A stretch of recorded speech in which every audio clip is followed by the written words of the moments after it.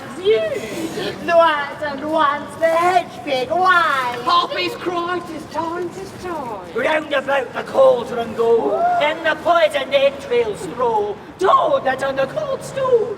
Days and nights at 31, sweltered poison sleeping got, boil thou first in the charmed pot. Double, toil and trouble, fire burn and cauldron bubble. Fillet of a filly snake, in the cauldron boil and bake.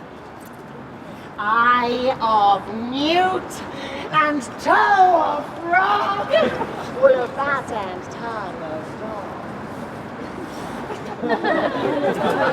Blindworm stew is his leg for a charm of powerful trouble, like a hell-brought boil and bubble.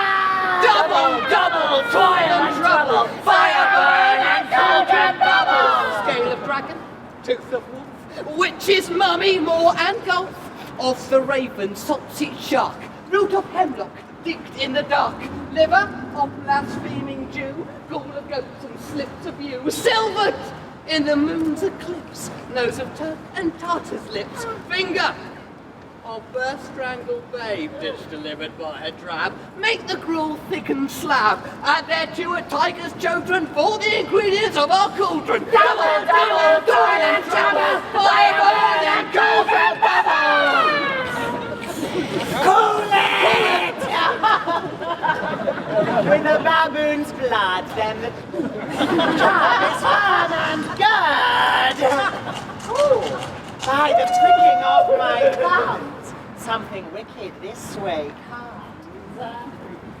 Open light! Whoever!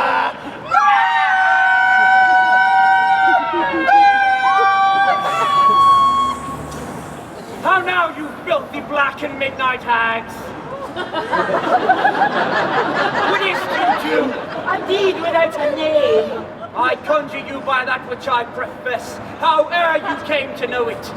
Though you untie the winds and let them fight against the churches, though the yeasty waves confound and swallow navigation up, even till destruction sicken.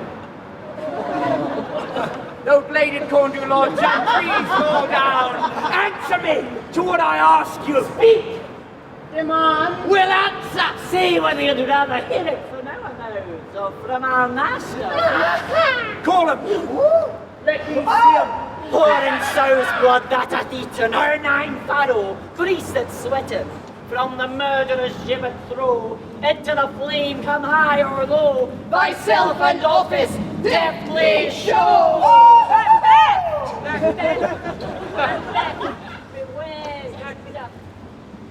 Beware the fade of fight, dismiss me, and that.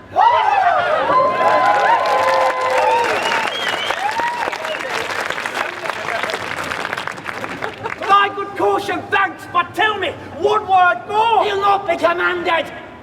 Here comes a second more potent than the first.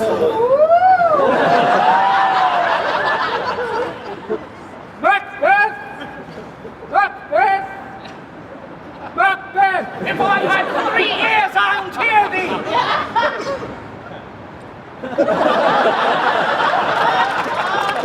Be bloody, bold, and resolute. Love to scorn the power of man, for none of woman born shall harm Macbeth.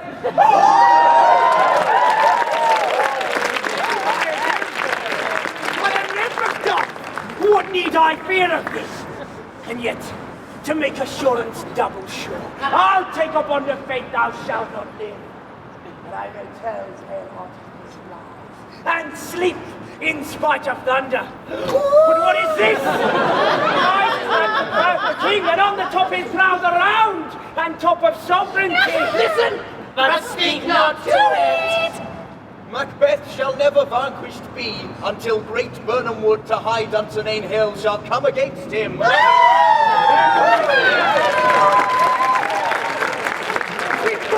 Good! Who can impress the forest, bid the trees on twixt their earthbound roots? No man! rebellion's head. Rise never till the wood of Burnham rise, and our high place Macbeth shall pay his rent to time and mortal custom. In my heart throbs to know one thing. Tell me if your art can say so much. Shall Banquo's issue ever reign in this kingdom? Seek to know no more! I will be satisfied. Deny me this, and an eternal curse fall upon you. Why falls that cauldron? What noise is that? Show! Show his eyes and grieve his heart! Come like shadows, so depart! Thou art too like the spirit of Banquo! Thy crown to sear mine eyeballs!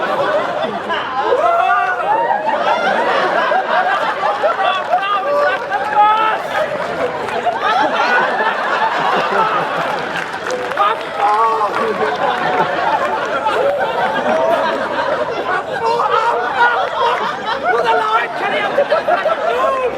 And yet another! A seventh! I'll see no more! And then an eighth appears! Who holds a glass that shows me many more!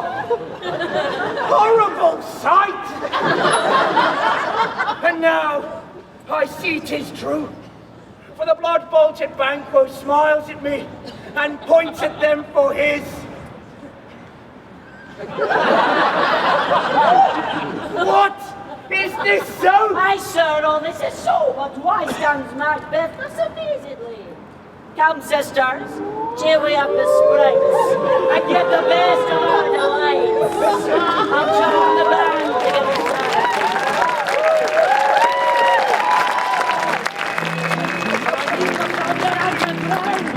and this great king may kindly say unto you, it is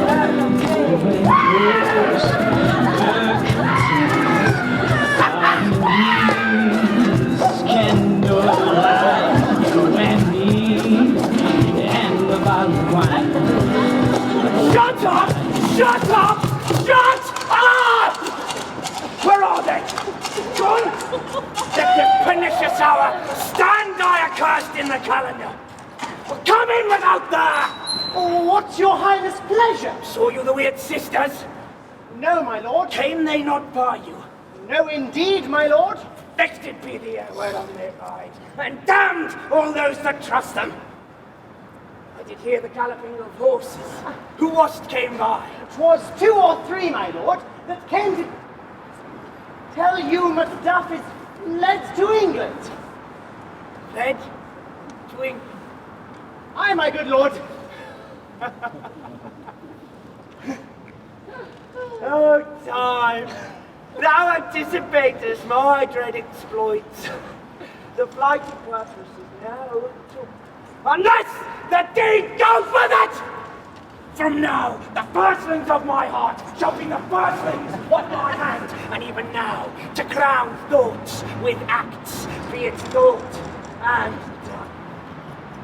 The castle of Macduff I will surprise, seize upon Fife, and give to the edge of the sword his wife, his babes, and all unfortunate souls that trace him in his line. No boasting of it. This deed I'll do but for the purpose good. No more silence. Come! Where are these gentlemen? Bring me where they are.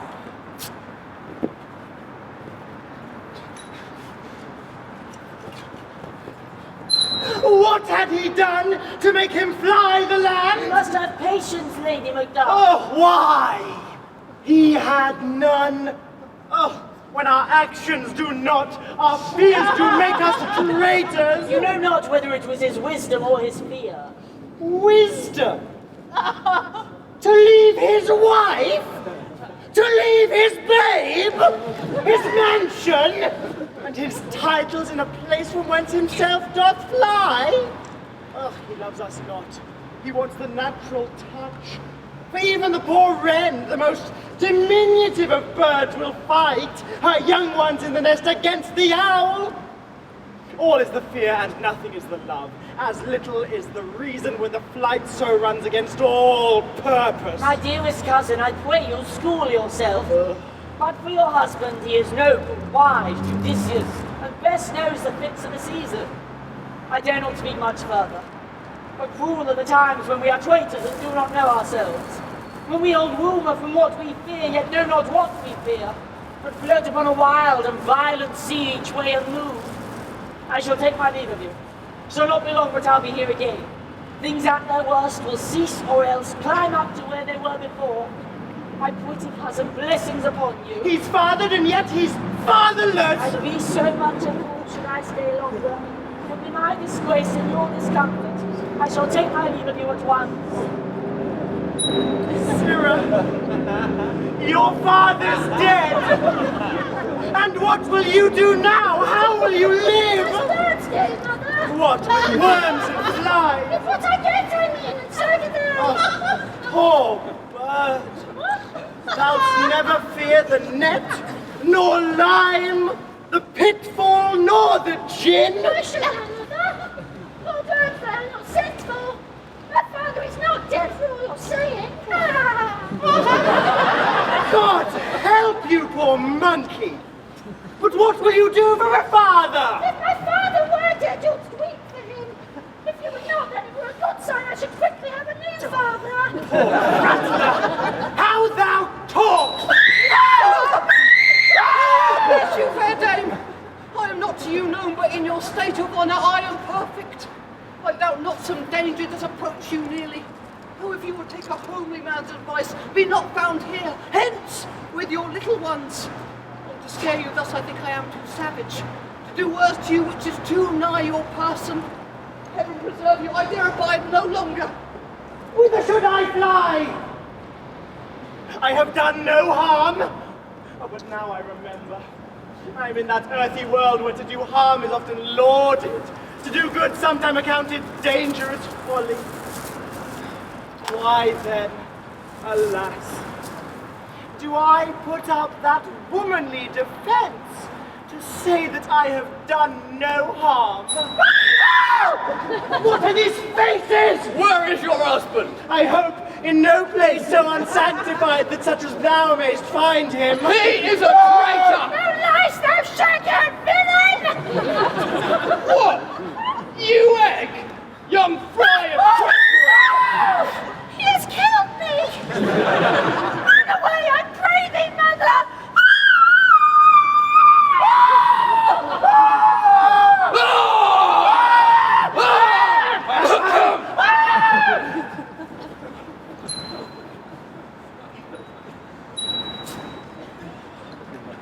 See! Who comes here? Good God, the worthy Thane of what?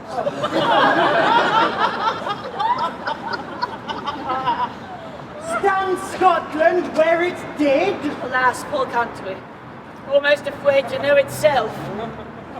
It cannot be called our mother, but our grave, where nothing but who knows nothing is one seen to smile, where sighs and groans and shrieks that when the air were made, not marked. A relation too nice and yet too true. What is the newest grief? To an hour's age doth listen the speaker, each minute deems a new one. How does my wife? Why, well! And all my children? Well, too! The tyrants hath not battered at their peace. Oh, they were well at peace when I did leave them. Not a negative. Your speech. How goes it? When I came hither to transport the tidings, which I have heavily borne, there ran a rumour of many worthy fellows that were out, which was to my belief witness the rather. Now is the time of help. You or I in Scotland would create soldiers, make our women fight to doff their dire distresses. Be at their comfort.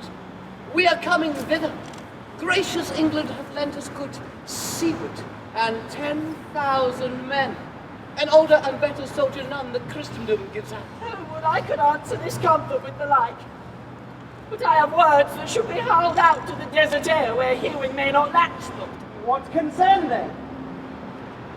The general cause, or Is it a fee grief due to some single breast? No mind that's honest, but in it shares some grief. But the main part of it pertains to you alone.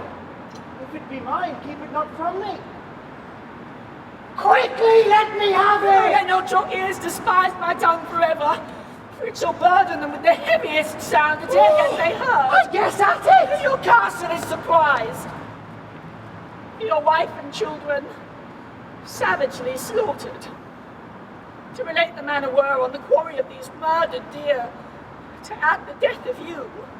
Merciful heavens. What man? Ne'er pull your hat upon your brows. Give sorrow words. The grief that does not speak whispers the overfraught heart and bids it break. My wife killed too. Wife, children, servants, all that could be found in it. But I must be from thence. My children too. I have said. Let's make us medicines of our great revenge to cure this deadly grief. He has no children. All my pretty ones. All, you say? All! Oh, hellkite. All my pretty chickens and their dam in one fell swoop. Oh man! Why, so I do. But I must also feel it like a man. I cannot but remember those things that were most precious to me. But heaven, the common would not take their place. Oh, sinful with death. They are all slain for me. Not for their own demerits, but for mine fell slaughter on their souls. Well, heaven help them now! Be this the whetstone of your sword. Let grief convert to anger, blunt not the heart, enraged. Oh, I could play to the woman with my tears and braggart with my tongue, but gentle heavens, cut short all intermission. Front to front, bring thou this fiend of Scotland and myself within my sword's length. Set him, if he escape then. Heaven help him to...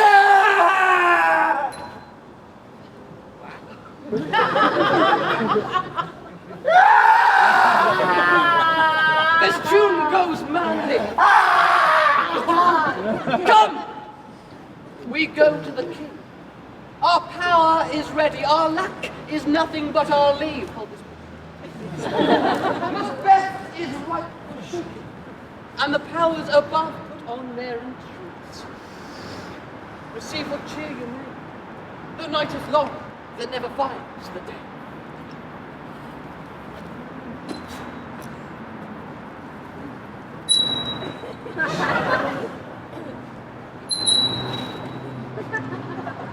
Two nights have I watched with you, but can perceive no truth in your report.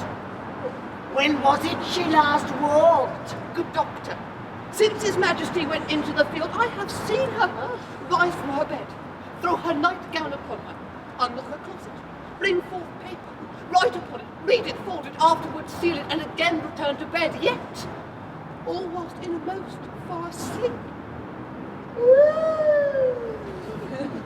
A great perturbation in nature to receive at once both the benefits of sleep and do the effects of walking. In this slumbery agitation, besides her walking and other actual performances, what at any time did you hear her say? That which I shall not report after. You may to me, and 'tis most meet you should. Nor to you, nor anyone, having no one to confirm my speech. Lo, you, here she comes, and upon my life fast asleep. Will observe her stand close. How came she by that light? She has light stood by her continually. 'Tis her command. You see, her eyes are open. Aye, but their sense is shut. Woo! What is it she does now? Look how she rubs her hands. It is an accustomed action with to be seen thus, washing her hands. Oh, I have known her continue in this a quarter of an hour.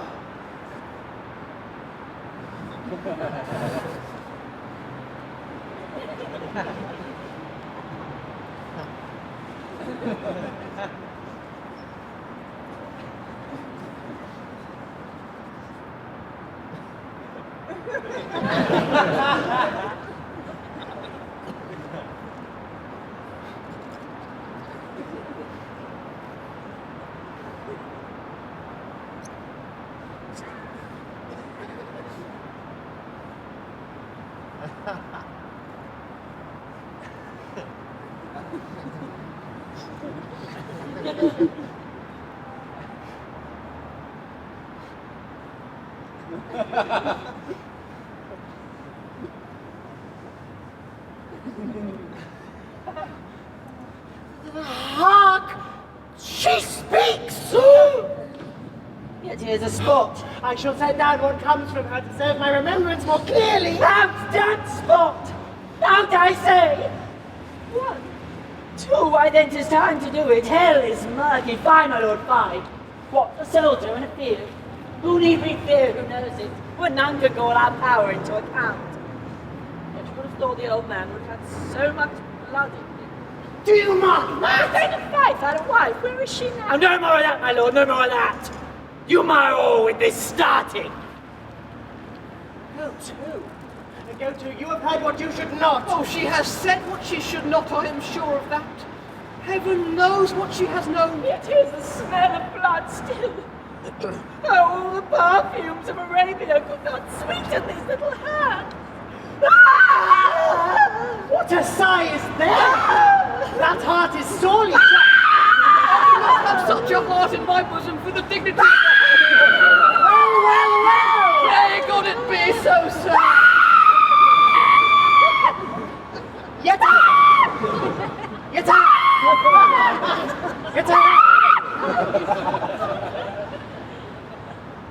Yet I have known those who have died in their sleep who have lived only in their beds. Wash your face. Put on your nightgown. Look not so pale. I tell you yet again, Banquo's buried. He cannot come out on's grave. Even so. I hear a knocking at the gate. Come, give me your hand. What's done cannot be undone. To bed, come.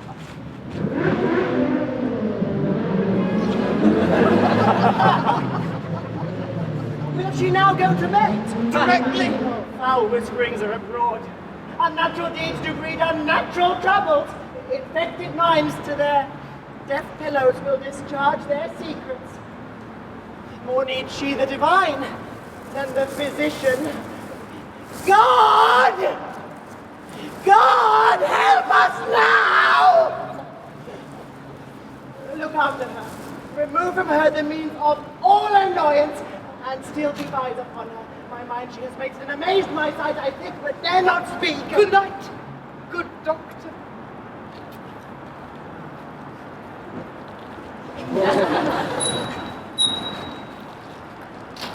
The English power is near, led on by Malcolm, his uncle Seward, and the good Macbeth.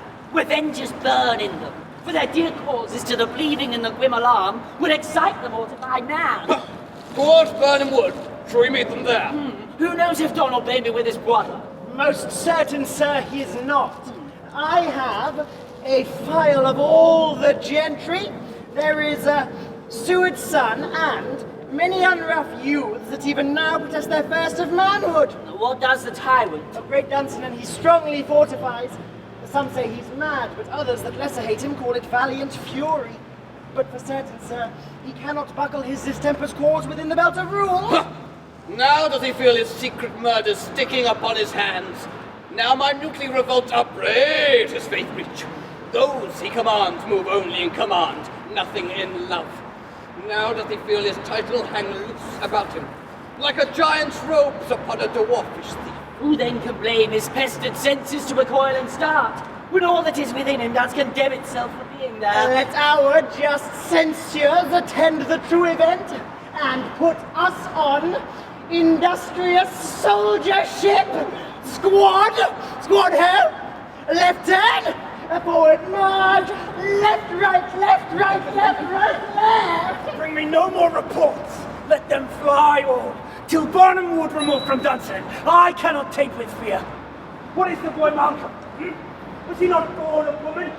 The spirits that know all mortal consequence pronounce me thus. Fear not, Macbeth. No man that's born of woman shall e'er have power upon thee. Therefore, fly, false Danes, and mix with the English epicure. The mind I sway by and the heart I bear shall never shake with doubt nor sag with fear. The devil damn me black thy clean face through. Where gott'st thou, that goose? There are 10,000, sir! Geese, villain! Soldiers, sir! News more. All that have been reported have been confirmed. I'll fight till from my bones my flesh be hacked.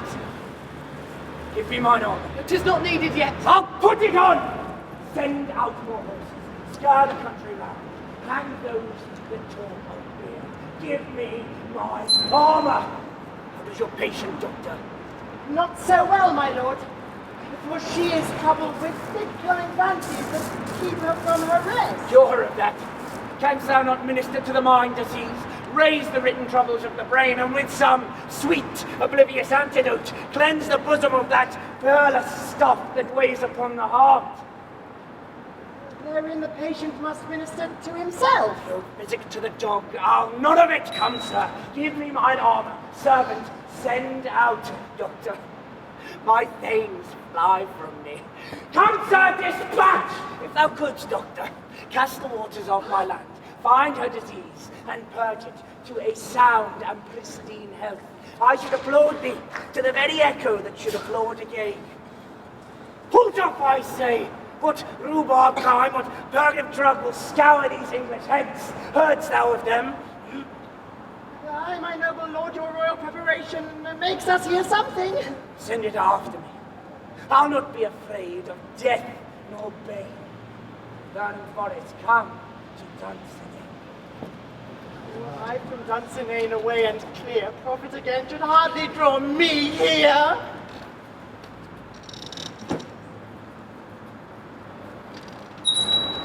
Cousins and Uncle Seward. Ha! I hope the days are near at hand that chambers shall be safe. We doubt it not. What wood is this before us? The wood of Burnham. Let every soldier hew him down a bough and bear it before him. Huh? Thereby shall we shadow the number of our host, and make discovery in report of us. It shall be done. The time approaches, and will with due decision make us know What we shall say we have, and what we owe, towards which advance the war. Squad! Squad, help! Left turn, forward march! Left, right, left, right, left, right, left! Hang out the banners on the outer wall. The cry is still they come. Our castle strength shall laugh as seeds to swarm. There, let them lay, till famine and the ague eat them up. Were they not forced with those that should be ours, we might have met them death, beard to beard, and beat them backward home.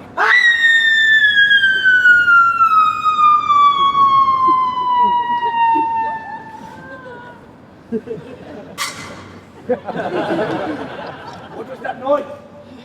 It was the cry of woman, my good lord. I've almost forgotten the taste.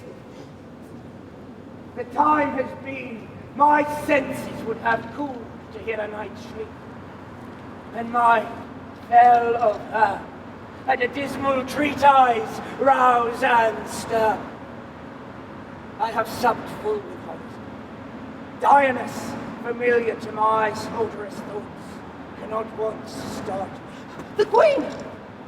The queen, my lord, is dead! She's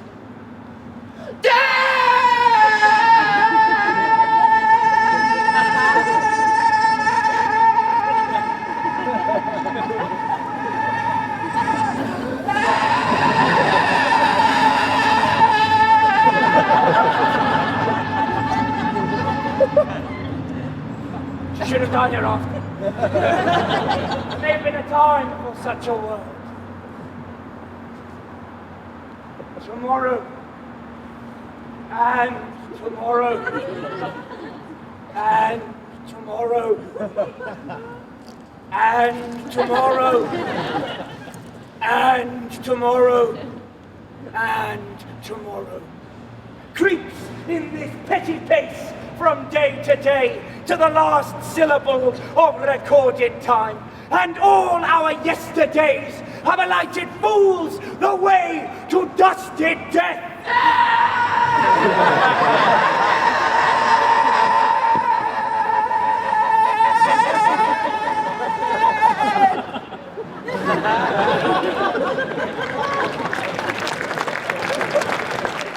Out, brief candle, life is but a walking shadow. A poor player that struts and frets his hour upon the stage and then is heard no more. It is a tale told by an idiot, full of sound and fury, signifying nothing. Now come, use thy tongue, thy story quickly. Gracious my lord, I should report which I say I saw, but know not how to do it. Say. As I did stand my watch upon the hill, I looked towards Burnham, and methought the wood began to move. Lion and slave! If it be not so, let me endure your wrath. Within this 3 miles may you see it coming, I say a moving grove! If thy speech be false, upon the next tree wilt thou hang, till famine cling at thee. Thy speech be sooth. I cannot if thou dost as much for me.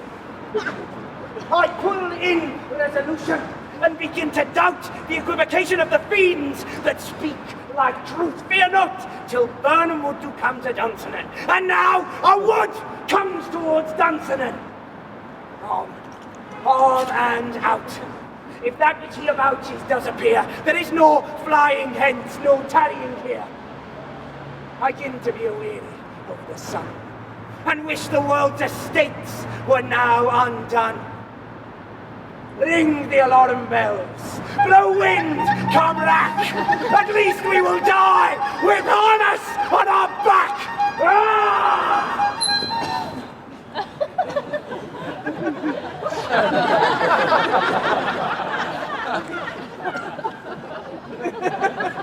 Cousins, now near enough.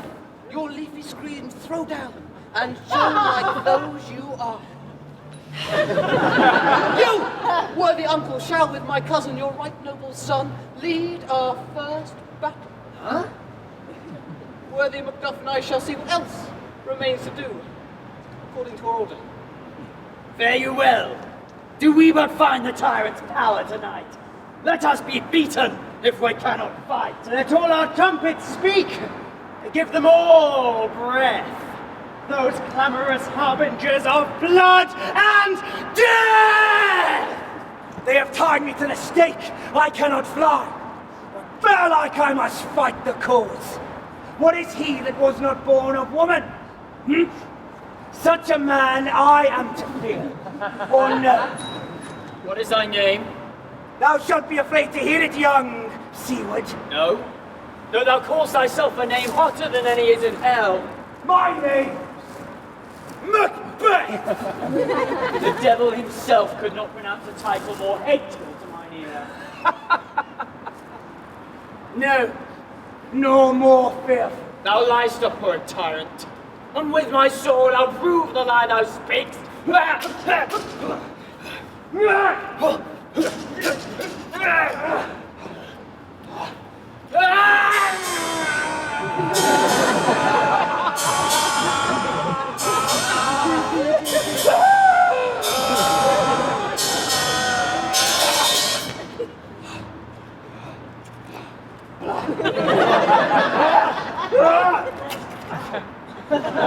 Thou wast born of woman! But swords I smile at, weapons laugh to scorn, brandished by man of a woman born.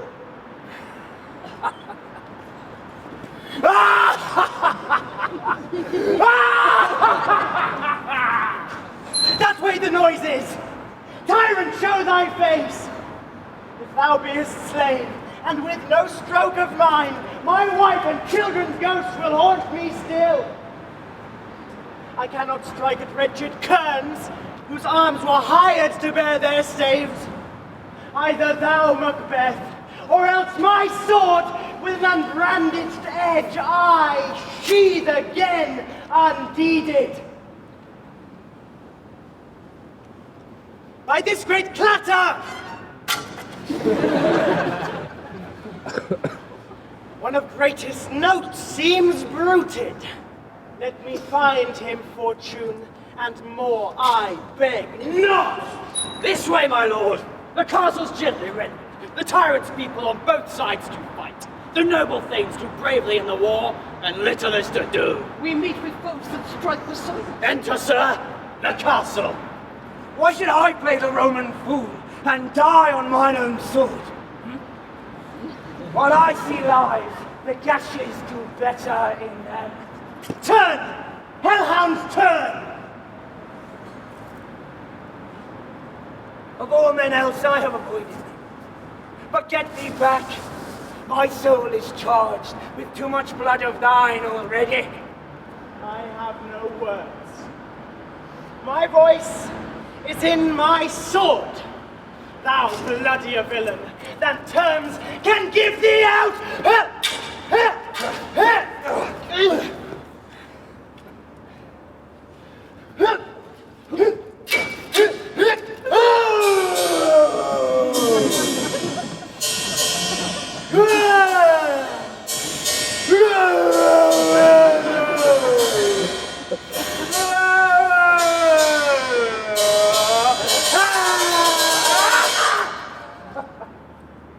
Thou losest labour. As easy mayst thou the entrenchant with thy keen blade impress, as makes me bleed. Let thy blade fall upon vulnerable crests. I lead a charmed life that must not yield to man that's born of woman.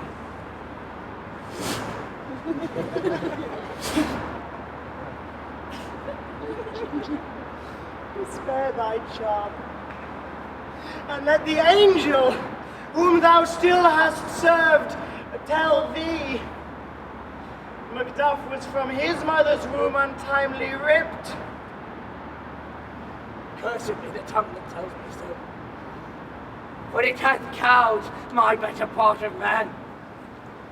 And be these juggling things no more believed, that palter with us in a double sense, that keep the word of promise to our ear and break it in our hope. I'll not fight with thee.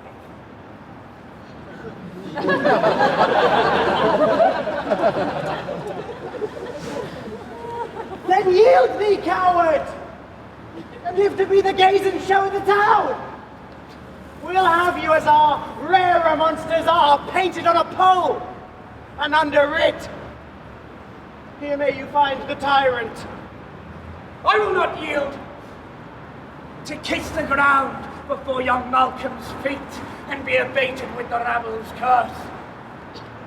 Though Burnham would do come to Dunsinane, and thou, opposed being of no woman born, yet I will try the last. Before my body, I throw my warlike shield. Lay on, Macduff, and damned be him that first cries hold, enough!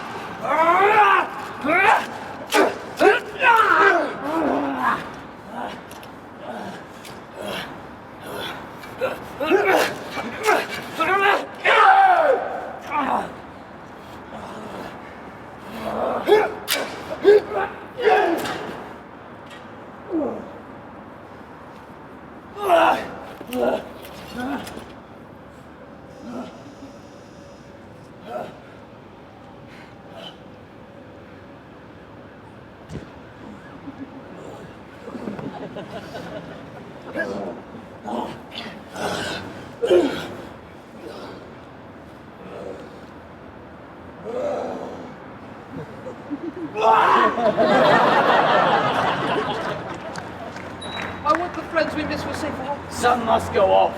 And yet by these I see a day so great as this is cheaply bought. Macduff is missing, and your noble son. Your son, my lord, has paid a soldier's debt. He did not die but till he was a man, and no sooner had his prowess confirmed in the unshrinking station which he fought, but like a man he died. Then he is dead. Aye? Had he his hurts before? Aye? Why then God's soldier be he? And I as many sons as I have heirs, I would not wish him to a fairer death. And so, his knell is knelled. He's worth more sorrow, and that I'll spend for you. He's worth no more. They say he parted well and paid his score. Yet here comes newer comfort. Hail, King! For so thou art! Behold, where sits the usurper's cursed head!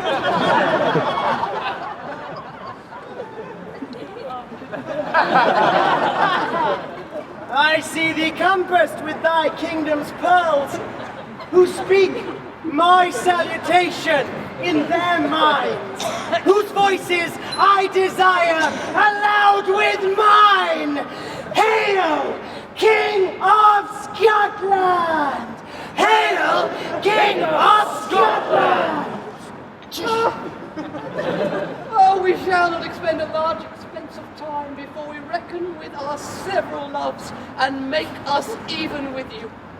My thanes and kinsmen, as for Wales, the first that ever Scotland with such an honoured name, was what do, that shall be planted newly with the time as calling home our exiled friends abroad, that fled the snares of watchful tyranny, producing forth the ministers of this dead butcher, and his fiend-like queen, who, as 'tis thought by self and violent hands, took off her life.